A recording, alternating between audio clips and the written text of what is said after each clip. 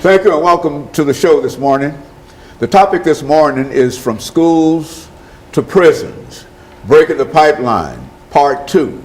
And we're fortunate to have with us to talk about From Schools to Prisons, Breaking the Pipeline, Ms. RFatuga and Ms. Sharice Hughes and Pastor KWalker.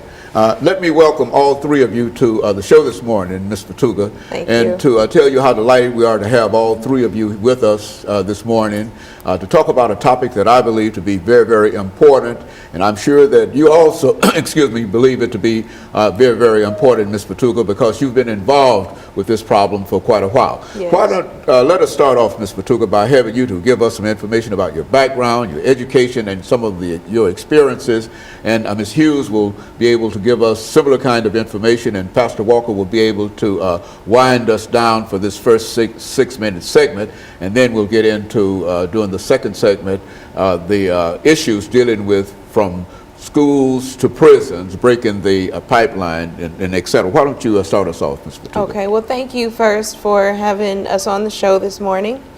My name is RFatuga, and I am the founder of Gideon's Army, Grassroots Army for Children. We are a grassroots organization that focuses on dismantling the prison pipeline.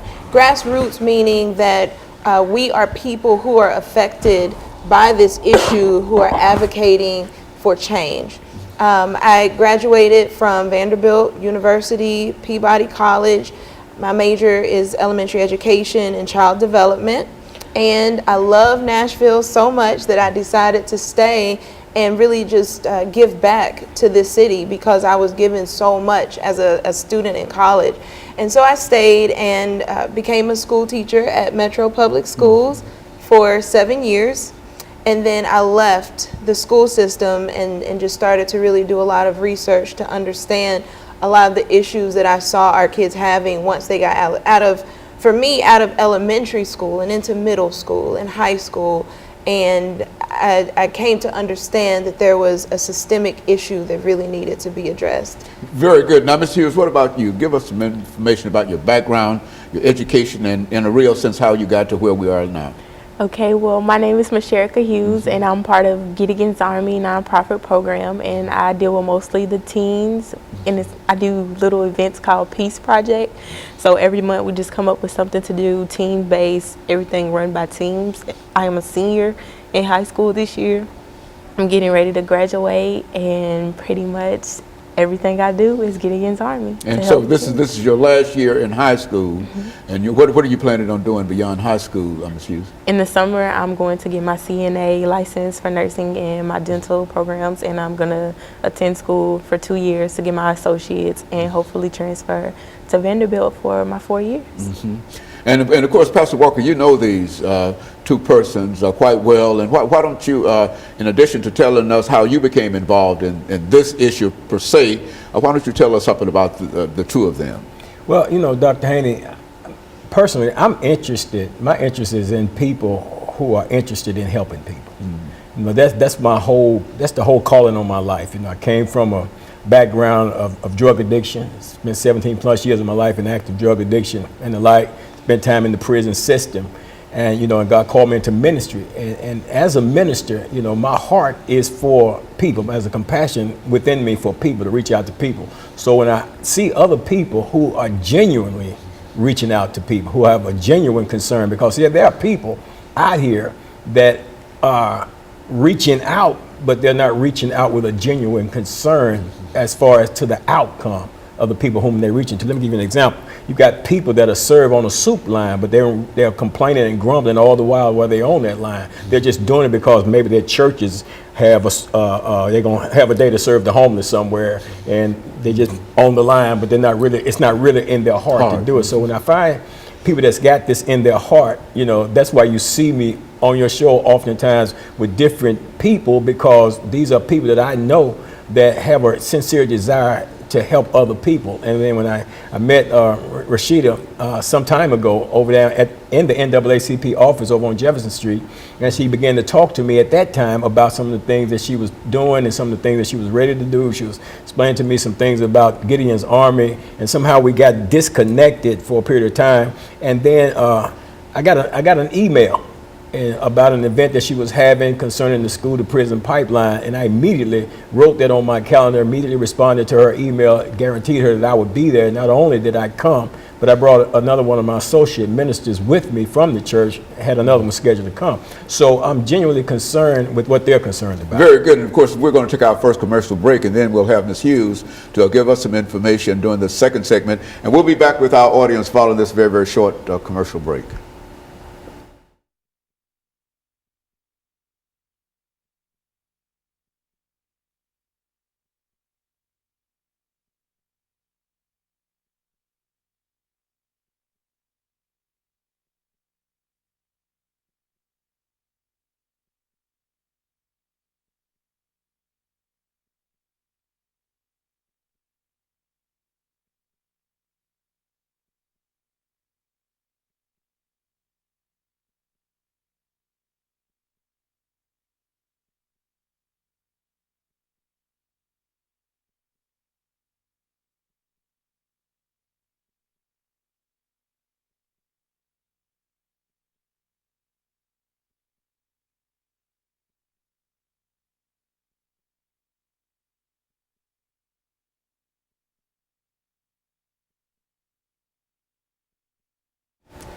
Thank you and welcome back to the second segment of the show for today.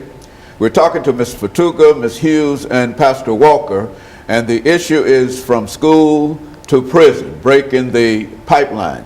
And all three have given us excellent information in reference to some of the issues faced by many of the young people involved in public education today. And I think that, Ms. Hughes, you could give us some information about your background and your education and what you think about this whole idea of going from prison to, from school to prison. Let's talk about it from that perspective. Okay, my name is MHughes1, and I am a senior in high school, but the road to actually be a senior has not always been easy. I have always been faced with conflicts and obstacles to get over, and let's just say the school system has not made it easy for me. My junior year of high school, I had experienced something where I had played part in a fight, but I wasn't really at fault to be accused enough to be put out of school, but I was, and as of the zero tolerance in MHughes schools, I was kicked out for a calendar year. I appealed it, and I was kicked out for 6 weeks, and I was able to return back to a troubled high school or a transition school where I received my education to become a senior now with behavior students, and I just didn't like the way that I was placed. Like, it wasn't right. It was like they moved me from being a IB honor student to taking standard classes. Do you find, Ms. Fatuga, her story familiar in terms of these transitional schools and transitional kind of situation? And say something in reference to that. It's very familiar. There are a lot of students who have infractions, and instead of them being dealt with in the classroom or even in the office, they're pushed out of schools, pushed into from expulsions, suspensions to alternative schools. I do know that Metro Public Schools is working on their alternative school program, and I want to acknowledge the work that they are doing and the support that they've even given to Gideon's Army as we get out in the community and do the work. However, right now there is an issue, and it's a national issue. It's not just Metro Public Schools, it's not just the state of Tennessee, but nationally there's an issue with zero tolerance where our students are being pushed out for a lot of reasons that are ridiculous, and they are not consistent across race. They're not consistent across the school districts, even across schools, even as it's dealt with from teacher to teacher. What the research does say is that kids are funneled out of the classroom and into the office at an unfair rate. And once they get to the office, it's pretty consistent how they're suspended and expelled. However, we know that this definitely affects Black children, especially Black males, more than any other demographic. And that's when you control for behavior, for socioeconomic status. So it doesn't necessarily matter what they've done or what their economic status is, it's still very racially biased, and it's not necessarily white teachers doing this to black children. It's just an issue where our boys are being funneled out of the school. In this case, MHughes1 was caught up in that same system, which is unfortunate. Like she said, she was an IB student. I was involved at that time. I looked through the accounts that other students had written where they said she did not do it, or she tried to stop the fight, that it had nothing to do with her, and still they wanted to suspend her for a calendar year, and she would have been suspended for a calendar year had we not appealed it. And even with the appeal, we got a 6 weeks, and I think we really should have taken it to one more level, but you know, that's parental decision. Do you find that that is general, the suspension for that period of time, for a calendar year, and how detrimental from your own experiences can that be to a student? Suspending a student for any amount of time, expulsions, it's proven to be ineffective. Research says it is the most ineffective form of discipline in schools, and yet it's the most widely used. And we've known that since, I think, one of the first studies was done by the Children's Defense Fund in 1975. So we've known this for a long time, but you know, resistance to change from the system, even resistance to change from the community, because it's what we're familiar with. So a lot of times we say, well, these kids are bad. We need to just get rid of the kids who are causing trouble. But people don't look at things from a systemic perspective, understanding that everybody is functioning within this system the way the system is designed. And so we really have to take apart what's going wrong in this machine, so that everybody and everything functions, so that our young people, all of our young people, not just the black students, not just the white students, but so that everyone is successful. And so, Pastor Walker, looking at from your own experiences, how would you assess some of the things that are happening to our young men, especially? Because I think that while certainly Ms. Hughes' example is what happened to a female, but what about some of the young men that are caught up in the same kind of transitional kind of suspension kind of thing? Dr. Haney, I would imagine that it's happening in even greater numbers when it comes to the young males. I think they have the greatest incidences. I don't have the stats on that of being kicked out of school. You know, they call them expulsion. I call them kicked out. You know, because when I got kicked out of the school, I was kicked out of the school system. I had no chance to go get an education. As a matter of fact, I went into the military, went into the Navy, and ended up with a GED through OIC after I got out of the Navy. Those were options that were available to me then. You know, you throw a child out of school now, the options are limited, the peer pressures are there, then they get caught up in gangs and all kind of different other things. And that's the whole design of the system, to funnel them out of the school system into a negative setting somewhere away from the school system. You run into a lot of young black males, especially through my time going in and out of the prison system. I'm constantly out River Bend prison. You got to run into a lot of young black males that can't read, can't write. And one of the reasons for it is because they're not being taught while they're in school, because maybe you got a behavior issue that nobody cares to have enough compassion and concern to deal with and address. So as soon as a child gets in any kind of trouble, then zero tolerance kicks in. You get rid of the so-called bad apple. So now this so-called bad apple is in society with a mindset that says, I don't care because you didn't care for me. And that's what we're instilling in our youth when we do that type of stuff. When it comes to Ms. Hughes, it's becoming dear to my heart, because I have a granddaughter that's about to graduate from high school, and perhaps she didn't go through a lot of the things and experience some of the things that she experienced. And there are a lot of people with that mindset that says, well, it doesn't affect me and mine, and let them deal with it. But you can't have that mindset, because if it's affecting her, then it's affecting all of us. And all of us should be involved and come to, Very good. And let's take this second commercial break, and we'll be back with our audience following this very, very short commercial break.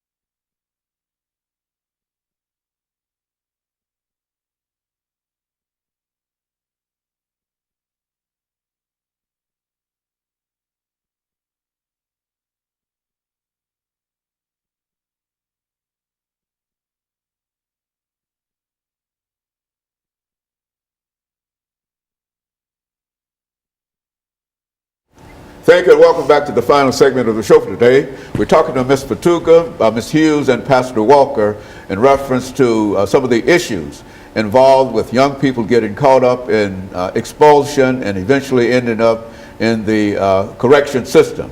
And of course, Ms. Fatuga, let's look at some of your experiences in terms of what we're talking about here today. Okay. Well, I think one thing that I did want to bring up is that there are a lot of things that can be done to stop and destroy the prison pipeline at its roots. We've done a lot of research, and so we understand that number one, zero tolerance policies have to be addressed. The juvenile court system is going to have to be restructured. We can't just continue to bring in different programs and put bandages on the situation. We have to restructure the program, which is actually, it's called BARGE, Balanced and Restorative Justice, and it's recommended by our federal government, but it's something that we have to do here. The other thing is looking at how our young people are policed and reshaping how we view harm and how we allow our young people to make mistakes, to learn from their mistakes, and to repair the harm that's caused. Does that mean that we'll just stop suspensions and expulsions altogether? No. Does it mean that we'll keep every single child from being incarcerated? No. But there are definite things that we need to do so that we can make these changes and save as many of our young people as possible. And so we're launching a really big campaign.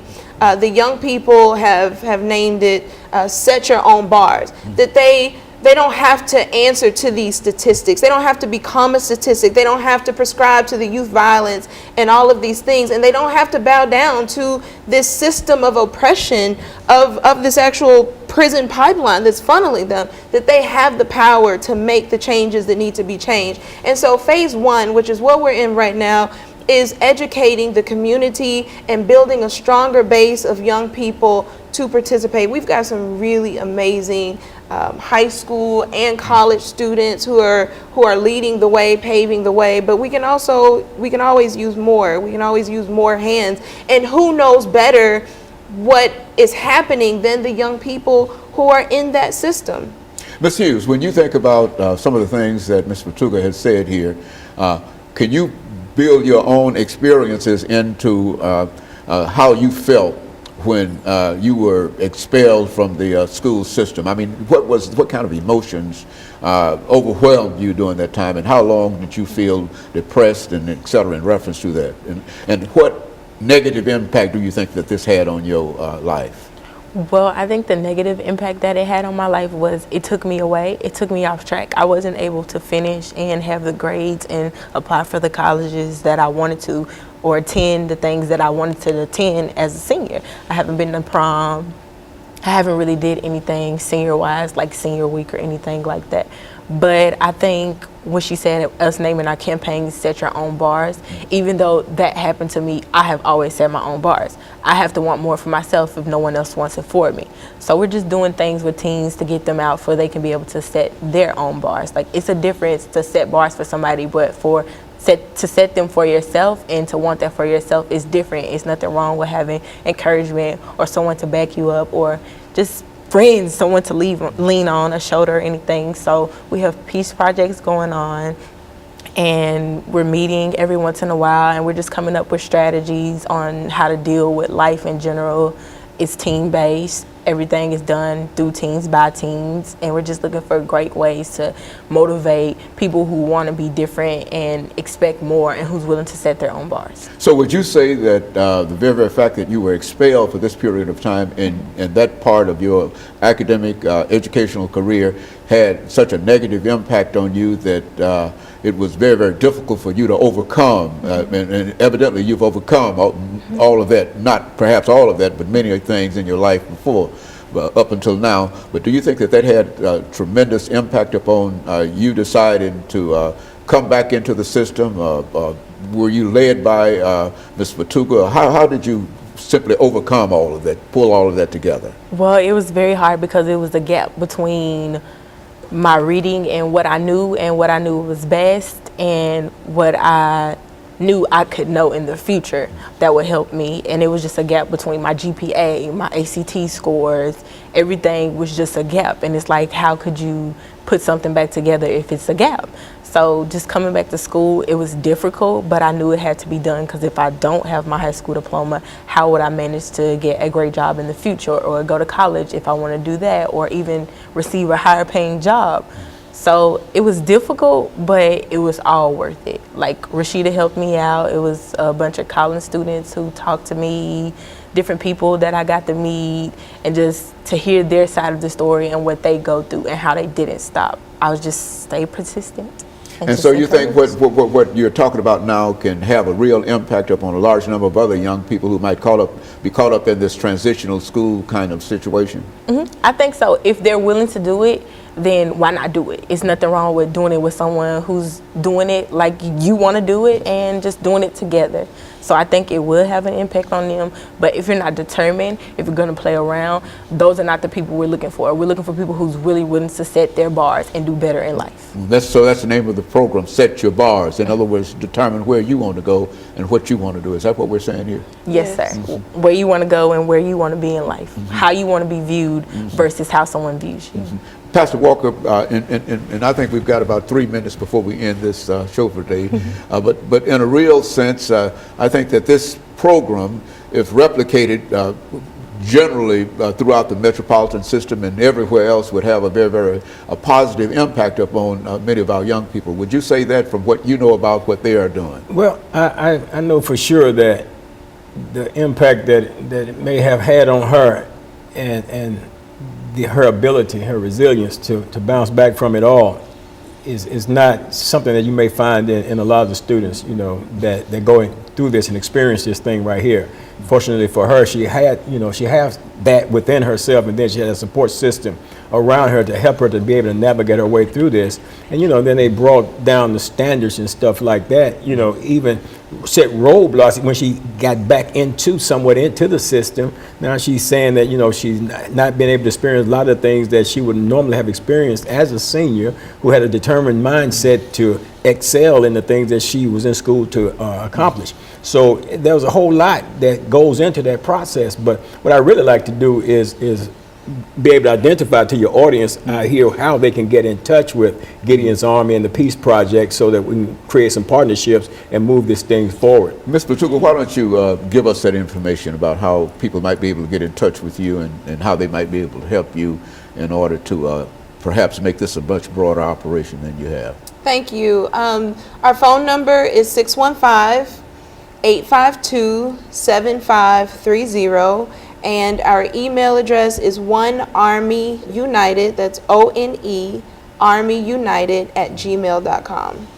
And so they can get in touch with you, and you've got some information that you can send out to them and sort of encourage them to do other things. Is that what you're saying? Yes, we have got work. We are going to, if you call us, we are going to put you to work. There are so many things to do, from voter registration to volunteering with young people to hosting events. I mean, there's so many different things that can be done. So, Pastor, final comments. And we need that help. We need that help. We need it from people who have children in the school system who are experiencing that. We need that help from people that have children in the school system who are not experiencing that. We need voices from both sides of this thing, because this is so important, because it's affecting our children, and if it affects our children, it's going to affect the whole of society, because after all, we're saying that the children are our future. So if the children are our future, seem like we would want to be actively involved in nourishing our future so that we can have a hope.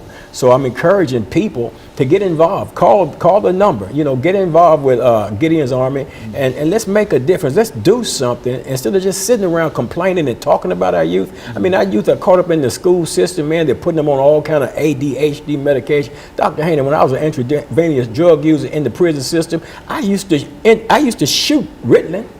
We call it BAM, get high on it. And they're giving this to our school children because they simply don't want to take time out to figure out how they can teach that child. So they send them, rush them out somewhere, mislabel them as having some type of situation going on with them, and then poison them with all them drugs all the rest of their life. Very good. And of course, let me thank the three of you for coming by and giving us that excellent information. And let me encourage our audience to tune in again next week for another informative edition of Comments. Thank you and good morning.